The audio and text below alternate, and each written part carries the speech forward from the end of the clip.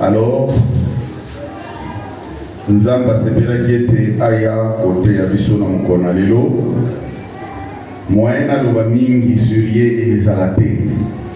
Peut-être moko soki akoloba mais nga nayebi ke eza bandeko oyo vraiment tobunda na bango mingi na mosala na Nzambe. On s'est retrouvé na ba moment ya ba retraite na tango tobanda kosambela na ndako epa na ngai avant tobanda lisanga oyo. Il était parmi les pionniers. Alors Nzambe lokola Nzambe asepeli ete lelo azala lisusu na kati na biso. Mais on ne passera pas sans pour autant parler d'une nouvelle triste. Oyo eutaki kozwaye au moment où nous on était en voyage, au mois de décembre, il a perdu son épouse. Mais malgré ça, il a accepté quand même pour venir prêcher la parole de Dieu. Yango tokotele misamusali na Nzambe, yemoko aya pour que aloba makambo oyo Nzambe ataki na kati na ye. Amen. Tobeteli kolo sukuza.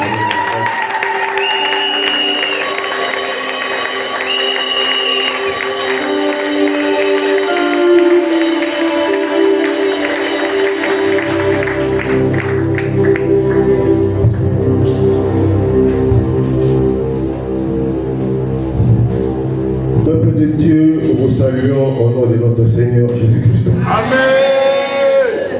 Est-ce que vous êtes dans la joie ce matin? Amen.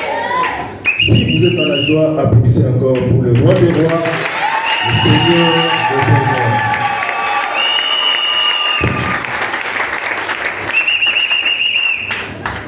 Voilà, comme on vient de le dire tout à l'heure, il n'est pas besoin de se présenter encore. J'ai déjà été dans cette église, mais d'emblée je tiens vraiment à vous féliciter pour tout le travail que vous avez abattu en CV. Que ce soit spirituellement, que ce soit matériellement. La première fois que j'ai passé ici, c'était un vrai chantier. Mais avec Dieu, vous avez fait de grandes choses. Que le Seigneur vous bénisse.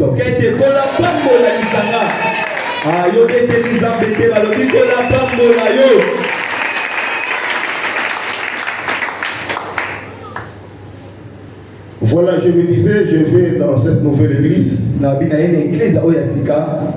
J'ai un petit message évangélique. Vous savez, dimanche passé, j'étais dans une autre église à Njili. Et j'ai fait cette remarque. Au moins pendant un culte de dimanche, il n'y avait ni cantique ni témoignage. Tout ça à cause d'une mauvaise gestion du temps. Dieu parle tantôt d'une manière, tantôt d'une autre.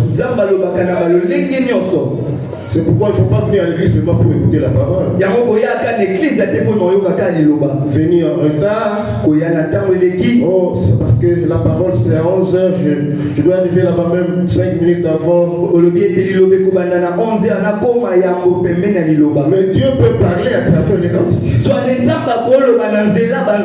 Il peut parler à travers les témoignages. Tout est utile. Il faut participer à toutes les parties du culte. Tu ne sais pas quand Dieu va te visiter. Et puis quelqu'un avait témoigné. Les anges de Dieu sont là depuis que le culte a commencé. Quand tu viens en retard, tu auras raté quelque chose. Amen. Alléluia. Amen. Avant de commencer, je vais commencer par remercier votre pasteur pour la marque de confiance qu'il va accorder. Amen. Amen. C'est vrai, on a travaillé ensemble pendant longtemps. Parmi, quand je suis arrivé à l'église, il était parmi les prédicateurs reconnus par l'Assemblée. Et ce sont eux qui nous ont reçus, qui nous ont encadrés, qui nous ont fortifiés dans les Seigneurs. C'est pourquoi j'avais dit l'autre fois ici, que vous êtes entre les bonnes mains. Parce que quand je suis arrivé dans cette église, j'ai trouvé des frères. J'ai trouvé des frères. Non. J'ai trouvé des frères dans l'église qui vous encadrent, qui vous fortifient dans le Seigneur. J'ai trouvé des frères à la permanence, plein d'amour, qui vous font sentir que non, il y a quelque chose qui se passe en vous. Voilà pourquoi j'exhorte toute personne. Quand tu es ici à l'église, tu as un grand devoir d'édifier les gens par ton comportement, par ta façon de parler, de faire des choses. Quand je dis souvent, nous sommes engagés dans un combat. Et chacun de nous a besoin d'être soutenu quelque part. Tu viens à l'église, tu trouves quelqu'un qui te fortifie dans le Seigneur. Tu ne vas pas venir faire des aventures à l'église. Les gens viennent blessés, abattus, découragés. Ils ont besoin de te soutenir. Ils ont besoin de ton soutien, de ta marche exemplaire. Ça va l'aider à se relever et à continuer la marche. Parce que dans les combats, nous recevons aussi des coups. Et cela peut décourager des gens. Mais si à côté il y a des gens qui te fortifient, c'est une bonne chose. Et le Seigneur te bénira pour cela. Oh, que Dieu soit acclamé.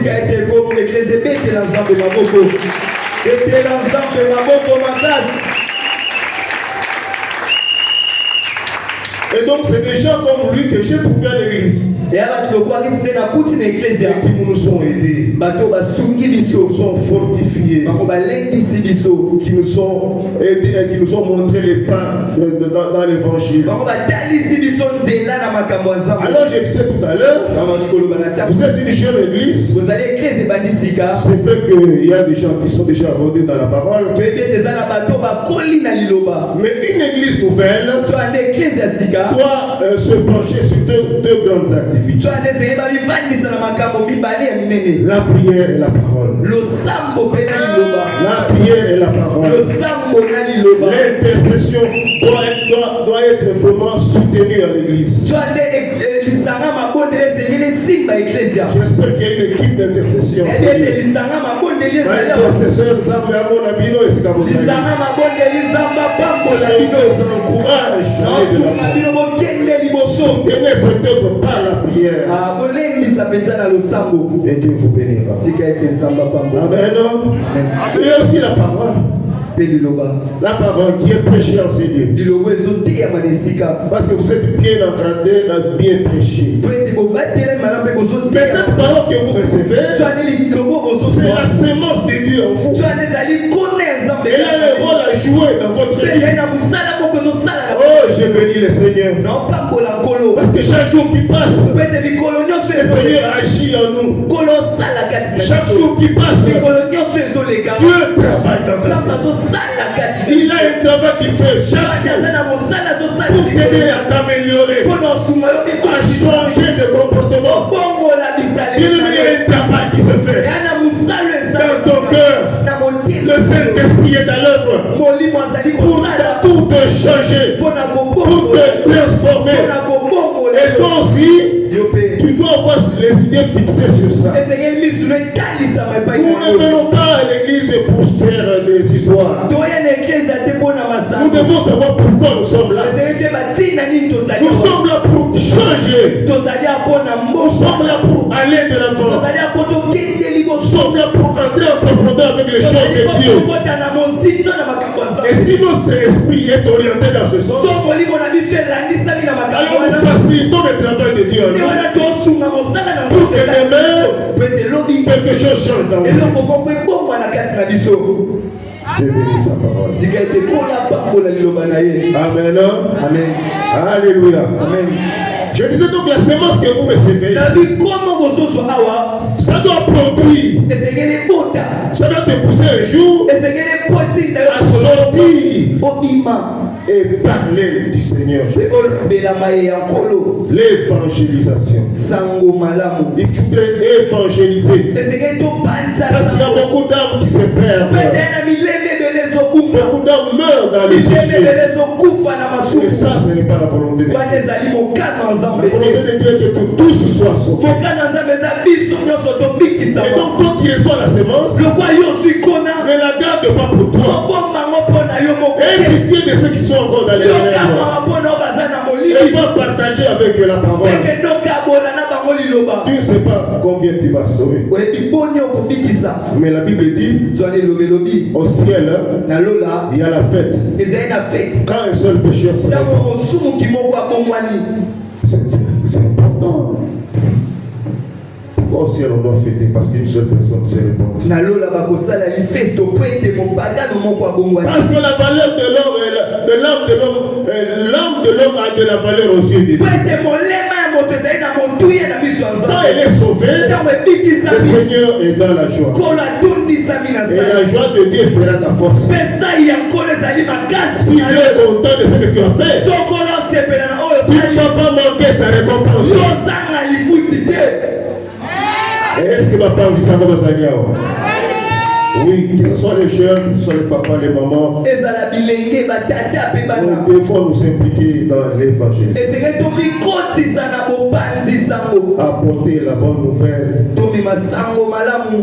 Et cette bonne nouvelle a un contenu. Et le contenu c'est Jésus-Christ de Nazareth.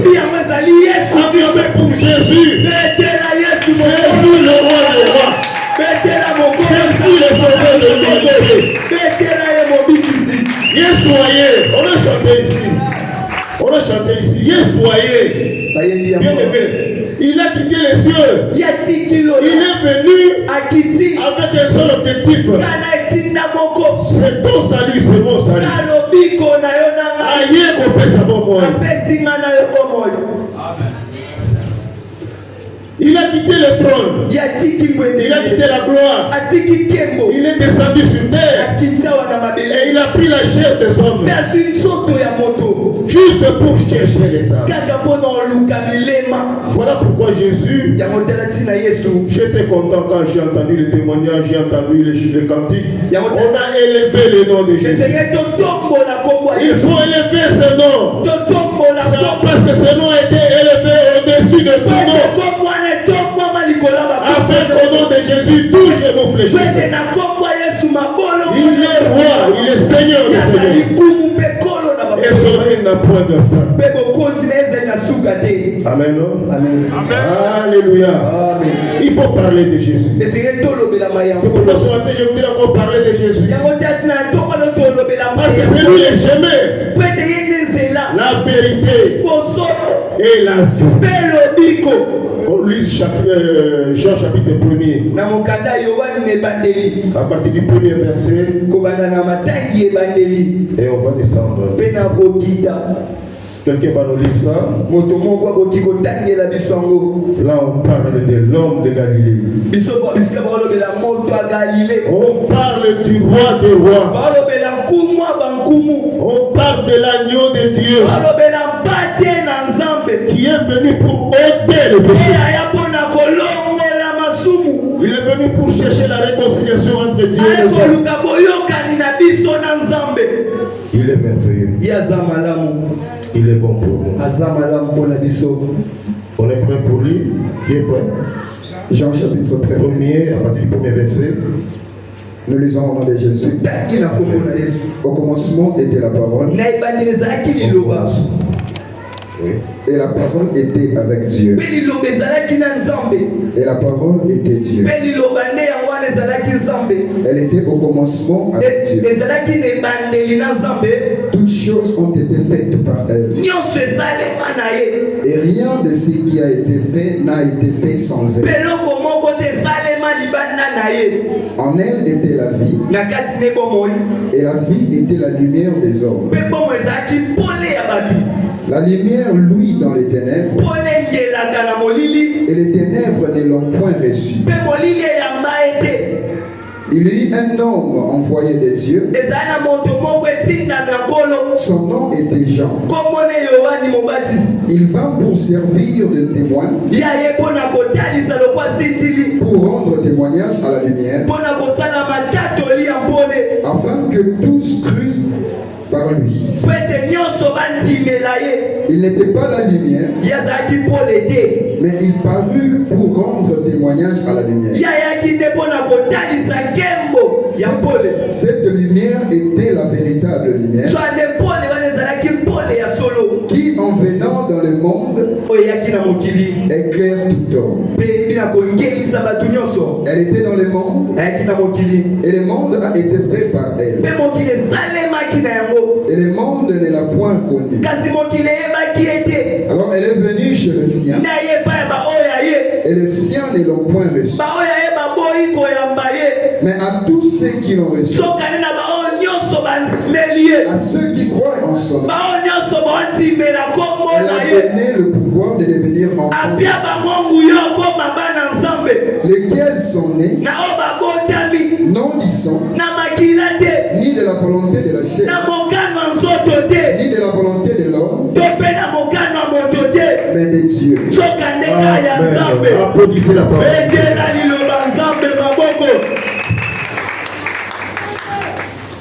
La parole, c'est Jésus. La parole de Dieu a comme thème central Jésus. Parce que c'est lui l'acteur principal. Mais la Bible nous dit, cette parole quand elle est venue sur terre, en elle il y avait la vie. Quelle sorte de vie? Parce que nous sommes tous en vie. Si tu parles à un païen, il va te dire, moi aussi je suis en vie. Mais la vie dont il est question ici, c'est la vie de Dieu. C'est la vie spirituelle. C'est ce que Jésus vient apporter dans la vie de Dieu. Cette vie est différente de cette vie sur terre de 50 ans, de 40 ans, de 100 ans. Parce que nous sommes appelés à vivre 80 ans pour les plus robustes, comme dit la Bible. Ça, c'est la vie physique. Mais la vie que Jésus vient apporter, c'est la vie éternelle. Et ça, il faut le dire aux gens. Mais ça vous manque. La vie éternelle. Pour que même si tu meurs aujourd'hui, mais en toi il y a la vie de Dieu. En toi il y a le cachet de Dieu. C'est comme ça que même si tu meurs, la Bible dit heureux ceux qui meurent dans le Seigneur. Les jours de l'enlèvement, on a dit les morts résisteront les premiers. Mais ce sont les morts dans le Seigneur, ceux qui ont reçu Jésus dans leur vie. Et il leur a donné la vie. Il a mis en eux le cachet de Dieu. C'est comme ça que même si tu seras vivant le jour de l'enlèvement, c'est ce cachet-là qui fera que toi tu montes dans les airs. Voilà pourquoi dans ta vie chrétienne, il faut veiller sur les vertus de Dieu. Garde le Saint-Esprit. La Bible dit c'est le son de Dieu. C'est le seul signe de reconnaissance. Jésus vient dans les airs. Il ne va pas descendre sur terre. Mais pour qu'il y ait connexion entre l'homme et Jésus dans les airs, c'est le cachet de Dieu. Garde-le jalousement. Tu l'as reçu certainement. Mais il faut le garder. Il faut le préserver. Avec beaucoup de jalousie. Qu'est-ce qui veut que tu perdes de ce soir? Ce sont les choses du monde. Les choses du monde ont tendance à éloigner l'homme de Dieu. Et ça commence par attrister le Saint-Esprit. La Bible dit n'attristez pas le Saint-Esprit. Et ça maintenant, frère Satan, on peut botola et le Kosarango. Souvenez-vous de l'histoire de l'école primaire, le corbeau et les renards. L'histoire est le corbeau et les renards. Dans tout ce qui nous arrive de difficile dans ce monde, mais Dieu veut nous enlever la marque de Dieu. Il veut nous éloigner de la présence de Dieu. Que nous puissions marcher dans le découragement, dans l'abattement. Et puis comme disait le chanteur tout à l'heure, on perd la foi. Et quand on perd la foi, c'est fini. On s'éloigne de Dieu et on commence à marcher selon sa propre volonté. Et pendant ce temps-là, le Saint-Esprit s'est retiré. Parce qu'il ne peut pas vivre dans le désordre. Notre Dieu n'est pas un Dieu de désordre, c'est un Dieu d'ordre. Quand le désordre règne dans ta vie, sache que tu es en train de chasser le Saint-Esprit. C'est pourquoi il est écrit à Jérémie, par ta faute, tu perdras ton héritage. Quand tu as négligé le Saint-Esprit, qui est le gage du salut, tu vas perdre ton héritage à cause des choses de la terre. Bien aimé, les choses de la terre attirent, ça frappe l'œil. Mais la Bible dit, malheureusement, elles sont passagères. Qu'on ne se laisse pas influencer par les choses. Mais les choses invisibles sont éternelles. Tournons nos regards vers les choses invisibles de Dieu. Car là, il y a la vie.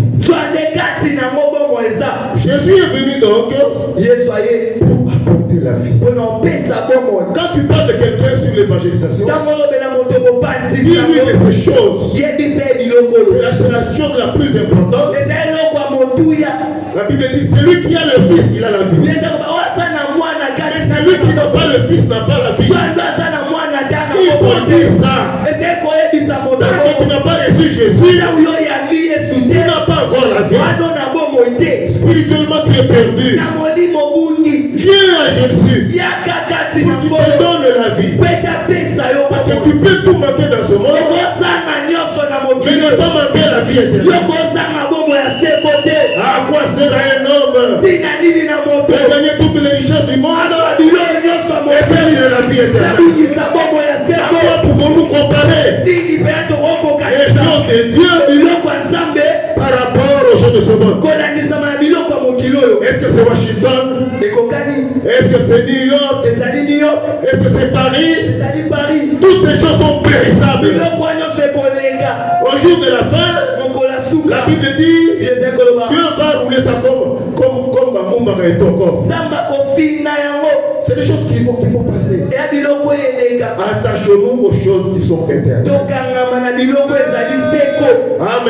Amen. Et donc Jésus est venu pour donner la vie. Parce que le salaire du péché, c'est la mort. Le monde avait péché. Le monde s'était détourné de Dieu. Et il méritait la mort et la destruction. Mais Dieu, dans son amour, a conçu un plan pour récupérer les rebelles. Dieu, Romains 5 Dieu prouve son amour. Ainsi que quand nous étions encore des pécheurs, mais déjà Christ est mort pour nous à la croix. C'est incroyable, bien-aimé. Dans la vie de tous les jours, nous connaissons, le monde nous apprend que quand un enfant a péché ou il a offensé son père, la loi des hommes veut que cet enfant vienne s'humilier devant son père pour qu'il obtienne le pardon. Ça c'est la loi des hommes. Ça c'est la sagesse humaine. Mais regardez la grande sagesse de Dieu. Il n'a pas attendu que les hommes aillent s'agenouiller devant lui. Mais lui-même, pendant qu'ils sont dans la rébellion, il conçoit un plan de rédemption. En Jésus-Christ de Nazareth, lui qui est venu avec la grâce. La Bible dit, si la première alliance était bonne, n'a pas été question de la changer. Dieu a commencé avec la loi. Il dit tu respectes la loi, tu es sauvé. Et il a marché avec l'homme.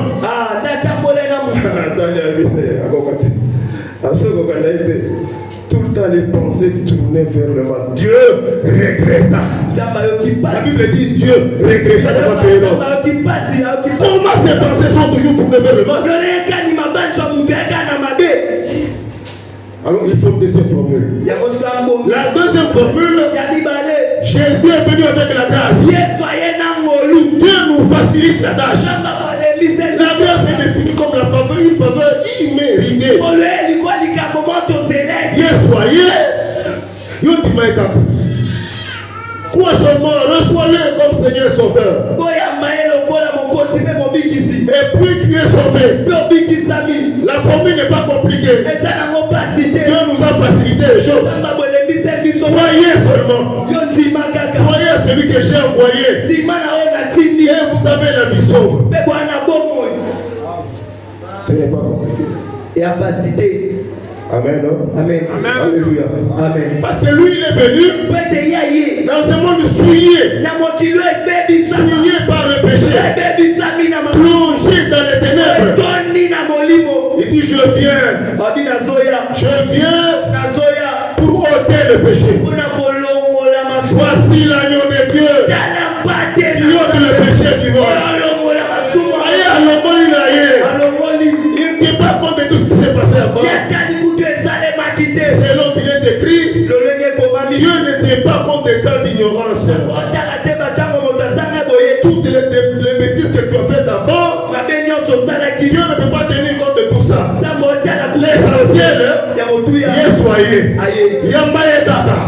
On va tout effacer. Amen. Amen. Il a effacé. Par son sang qui a coulé à Golgotha, le péché de Dieu, l'humanité a été effacé. Et désormais, nous sommes des justifiés. Nous ne sommes pas justes, mais nous sommes des justifiés. Nous ne sommes pas saints, mais nous sommes des sanctifiés. À cause de l'œuvre de la croix, Jésus a tout fait à la croix. C'est pourquoi il a dit enfin, tout est accompli. Tout est fait. On n'a pas besoin de notre sacrifice.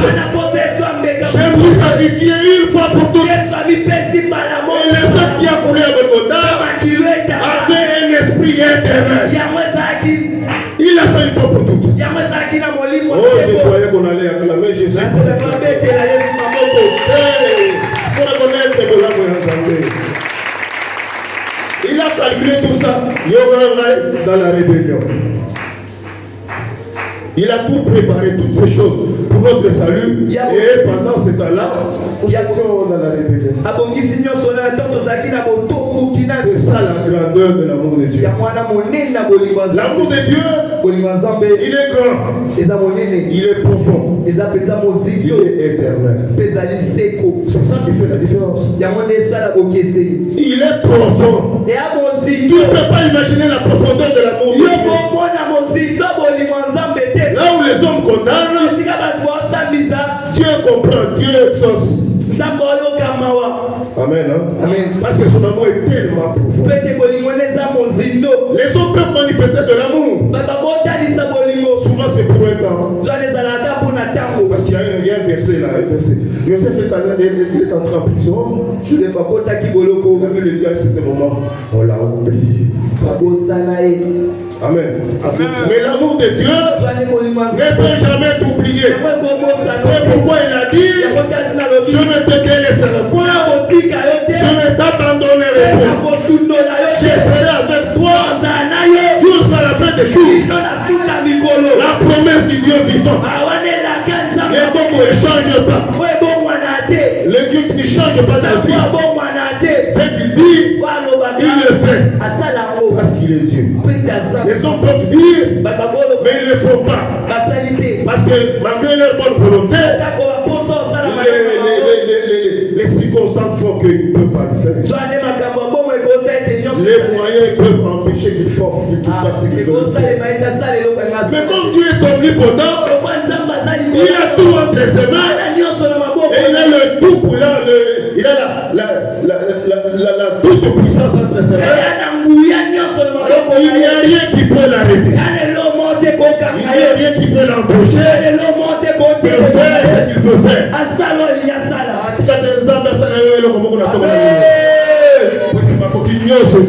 Amen. Azana frère mon côté. Amen. Azana barrière mon côté. Amen. Il faut donc annoncer la bonne nouvelle. Pour leur dire, recevez la vie en Jésus. Car lorsque cette vie viendra, quand la vie de Dieu entre en toi, quelque chose va se passer. Moyen bien, je n'ai jamais vu un homme. Qu'il soit le Seigneur, il reste le même. Parce que l'Esprit de Dieu qui vient à toi, c'est la puissance de Dieu. Il vient habiter en toi. Ça va te secouer. Ça va te secouer. Tu ne seras plus la même personne. Et même ton entourage va le sentir. Il faut dire quelque chose se passe dans la vie de notre frère. Parce qu'on n'est pas connu comme ça. Pourquoi il est écrit? À ceux qui l'ont reçu, il leur a donné un pouvoir de devenir enfant de Dieu. Jésus vient et te donne son pouvoir. Et tu crois que ta vie va rester la même.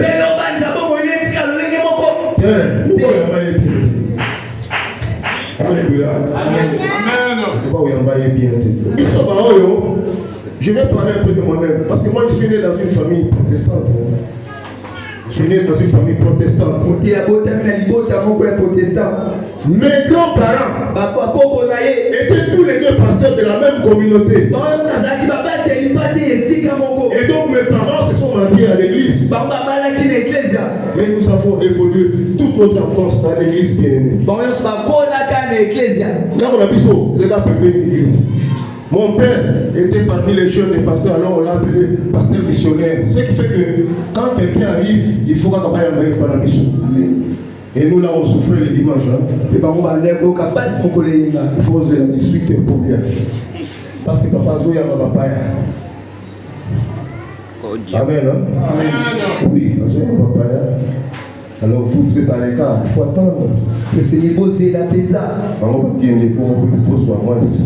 Papa Yamana ne va pas si là. Des fois j'entrais dans les salons comme ça. J'ai trouvé papa en train d'enseigner mon père. Des choses profondes. Je prête l'oreille. Ça me dépasse un peu. Et je suis obligé de sortir. Oh, il y a un niveau dans ma vie. Amen. Hein? Amen. Et c'était comme ça l'ambiance chez nous. Toutes les vacances de Noël là, on est passé dans les conventions. Il faut même faire des théâtres et soit botamine. Et donc nous on a connu l'évangile de l'enfance. Mais arrivé au 6e des humanités, quand mon nom a été cité parmi ceux qui ont réussi au Sénat d'État, mes amis ont dit, mais ça doit se fêter. Parce que l'examen d'État est pas pour l'examen pour la reloter, sincèrement. Mais ça pour la reloter. Il y a intérieur parce que moi, je viens du Tanganyika. Originaire de la province du Tanganyika. Alors, examen pour ça, il y a l'esprit a suivi. L'esprit a suivi ma classe. Alors, vous présentez comme ça, vous ne savez pas si vous allez réussir ou pas. Je connais l'oncle, il était très intelligent. Il a évolué dans les internats. Mais arrivé en 6e, il a fait 5 fois. 5 fois. Alors tout le monde commence à trembler. Un type comme ça, 5 fois.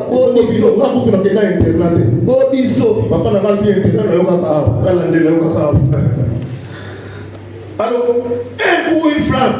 60%. 60. Et c'était un espoir. Il est devenu enfant de Dieu. Il faut une rencontre personnelle. Une rencontre personnelle.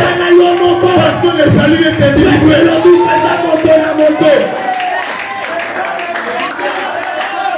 Avance. C'est pour te dire ce matin. Regarde bien ta vie. Est-ce que tu l'as reçu ou pas?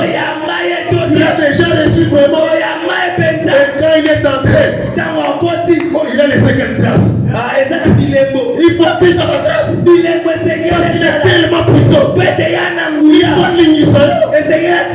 Makambo est changé. Depuis quand tu l'as reçu? Et c'est comme ça que je quitte Kalemi, je viens à Kinshasa pour les études universitaires. Nazaka Mondimi à Bongo. Il y a une influence à l'Inikini.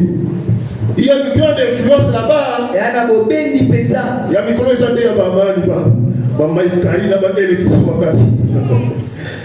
il y a des influences négatives. Alors, avec ma petite foi sans Jésus, mais j'étais emporté là aussi. Après mes études, j'ai fui les trouver à Matadi. Là, j'ai rencontré l'homme de Galilée. Je l'ai expérimenté. J'ai reçu des messages.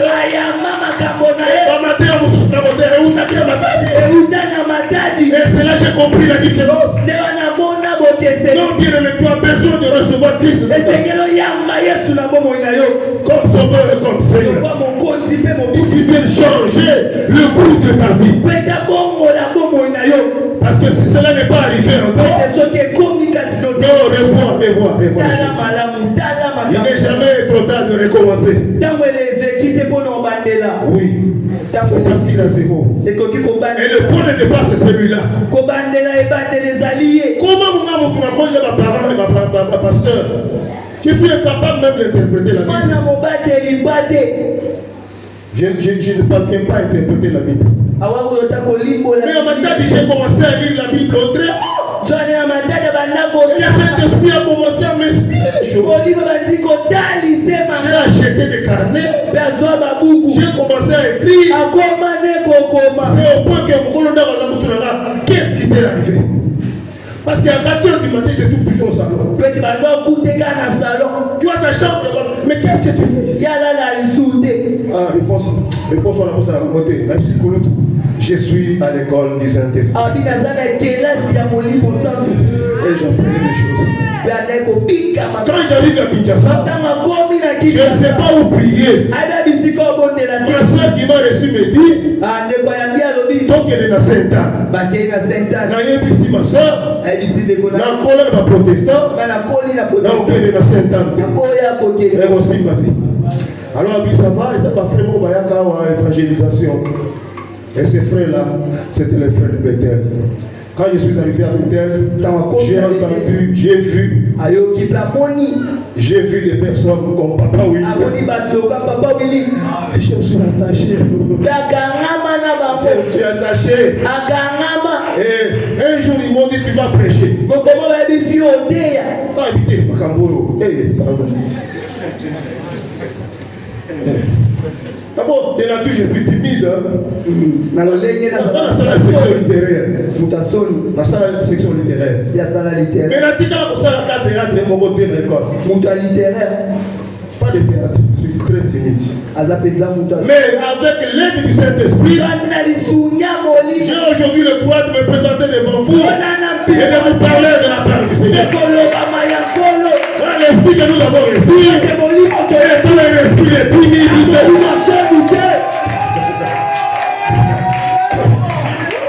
N'est-ce pas une preuve de la présence du Seigneur Jésus dans ma vie?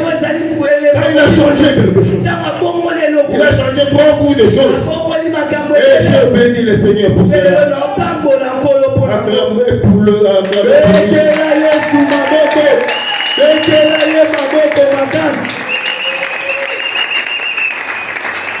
Alors, on était à Troyes. On nous a choisi à Troyes. Vous allez prêcher. Parce qu'à l'époque, on ne priait pas dimanche. On va programmer Bissoyo mardi. Et on se souviendra vendredi. Et on se souviendra mardi prochain. Je me suis dit, bon, On a dit mardi à Souka, la binzame okoki ko permettre. Moi événement mon côté pour la libre à l'église.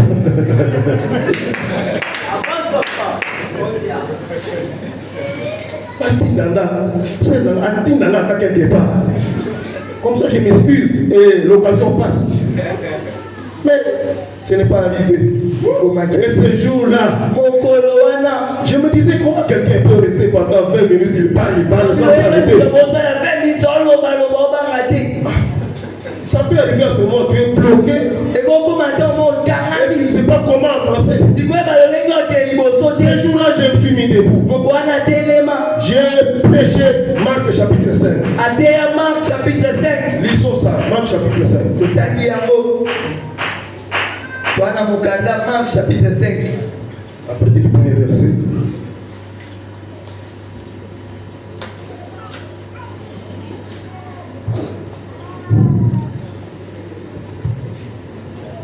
Marc chapitre 5, le premier verset, nous lisons au nom de Jésus. Amen. Ils arrivèrent à l'autre bord de la mer,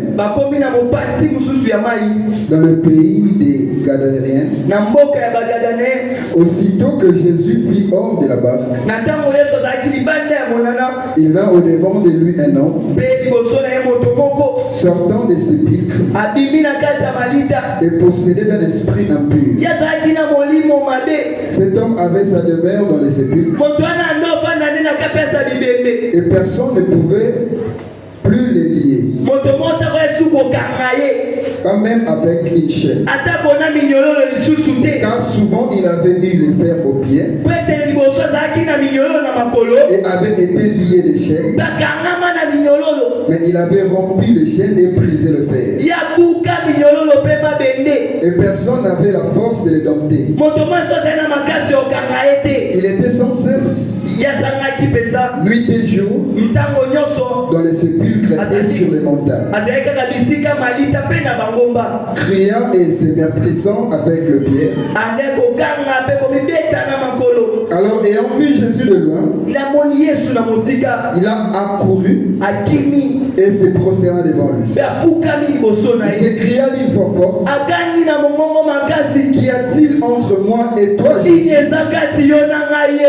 Fils de Dieu très haut? Je t'en conjure au nom de Dieu,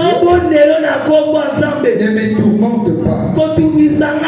Car Jésus lui disait: Sors de cet homme, esprit impur. Et il lui demanda: Quel est ton nom? Les gens de mon nom lui obéissent, car nous sommes plusieurs. Et il les pria instantanément de ne pas les envoyer hors de lui. Et il y avait là, vers la montagne, un grand troupeau de pourceaux qui paissaient. Et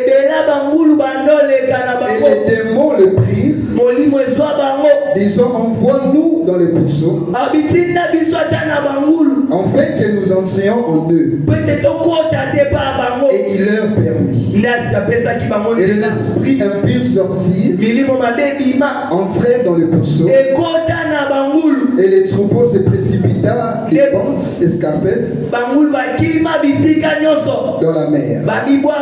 Il y avait environ 2000, et ils se noyèrent dans la mer. Alors ceux qui le faisaient paître s'enfuirent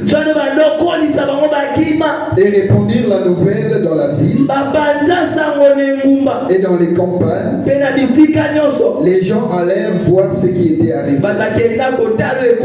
Ils vinrent auprès de Jésus et ils virent les démoniaques, celui qui avait eu la légion, assis, vêtu et dans son bon sens. Et ils furent saisir de frayeur. Et ceux qui avaient vu ce qui s'était passé leur racontèrent ce qui était arrivé aux démoniaques et aux pourceaux. Alors ils se mirent à supplier Jésus de quitter leur territoire. Comme il montait dans la barque, celui qui avait été démoniaque lui demanda la permission de rester avec lui. Et Jésus ne lui permit pas. Il ne lui permit pas. Mais il lui dit, va dans ta maison, vers le tien, et raconte-leur tout ce que le Seigneur t'a fait et comment il a eu pitié de toi. Acclamons la parole du Seigneur.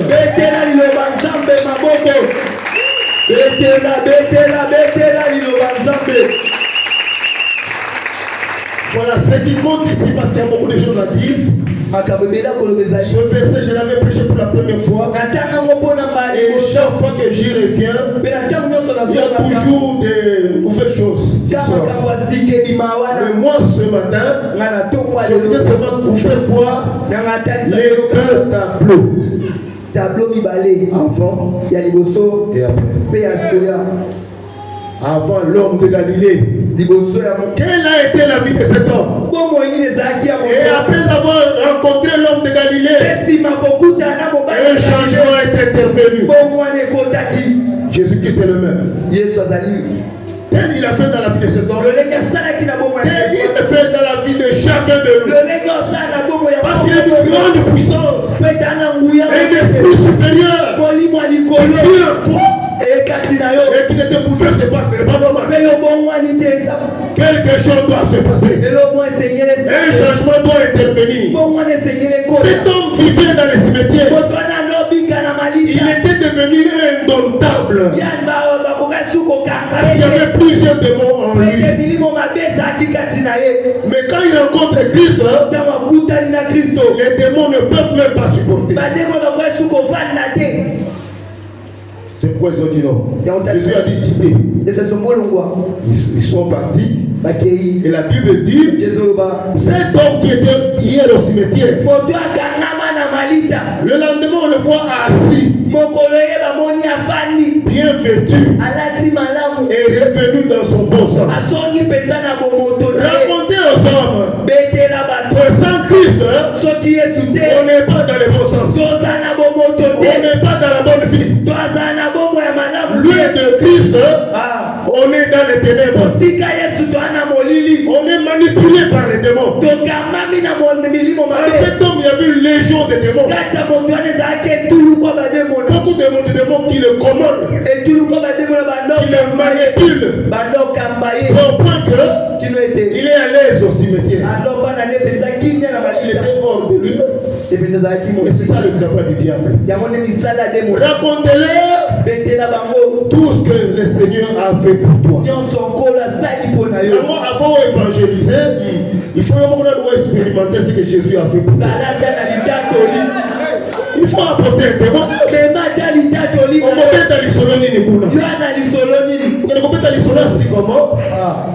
Ou bien l'histoire à Papa Willy.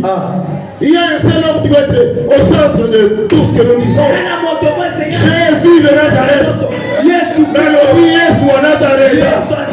Il faut parler de lui seul. Car c'est lui le rédempteur. C'est lui qui est venu avec la grâce.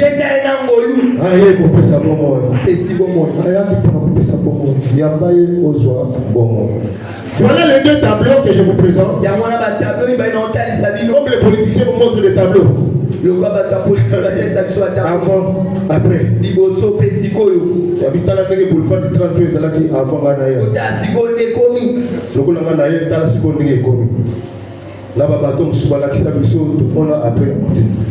Amen.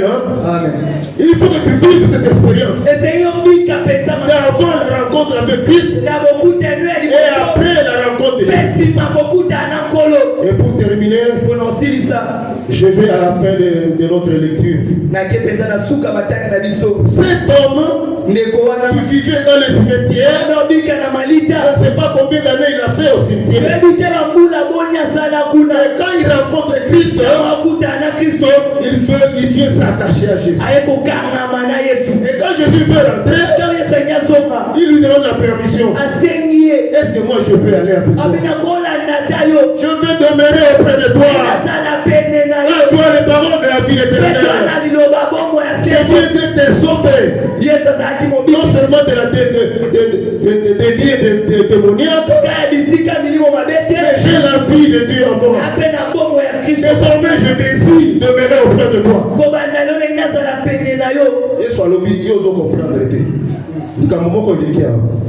Quand le miracle a eu lieu à Gadara, regardez la réaction de la population.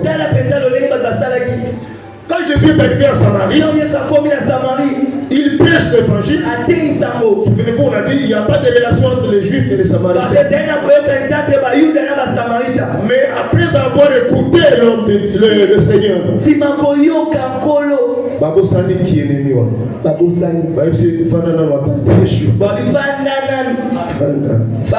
Mais à Gadara, c'est le contraire.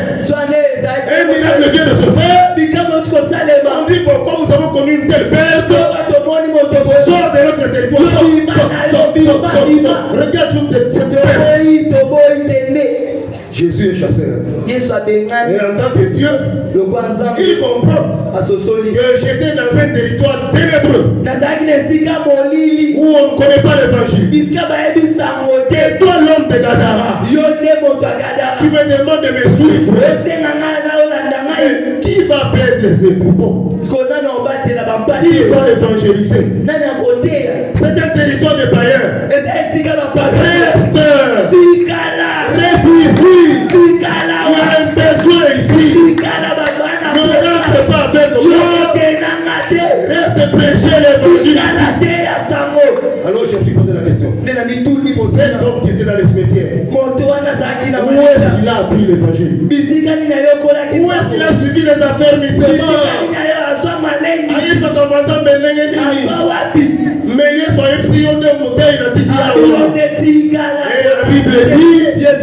il est resté en train de prêcher dans la Décapole.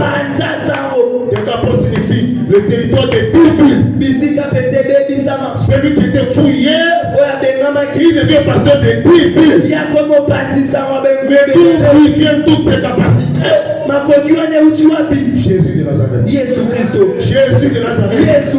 C'est arrivé comment? Au moment où il parle avec Jésus, au moment où il reçoit la délivrance, quelque chose s'est passé. Il y a eu osmose entre Jésus et cet homme. Il lui a communiqué des choses. Il lui a communiqué des capacités. Parce qu'il savait en tant que Dieu, cet homme a besoin d'être roi. Parce qu'il y a un grand travail en ses lieux. Ça n'a pas demandé les affaires. Tu l'as fait. Et cet homme est devenu pasteur. Ah, mon Dieu est capable. Dieu est capable de faire de toi une grande servante du Seigneur. Il est capable de faire de toi un grand serviteur en ses lieux. Il est capable de faire de toi une grande chantre en ses lieux. Car nos forces, nos capacités, viennent de Dieu. Acclamons la parole. Et nous sommes à la fin. Que le Seigneur vous bénisse.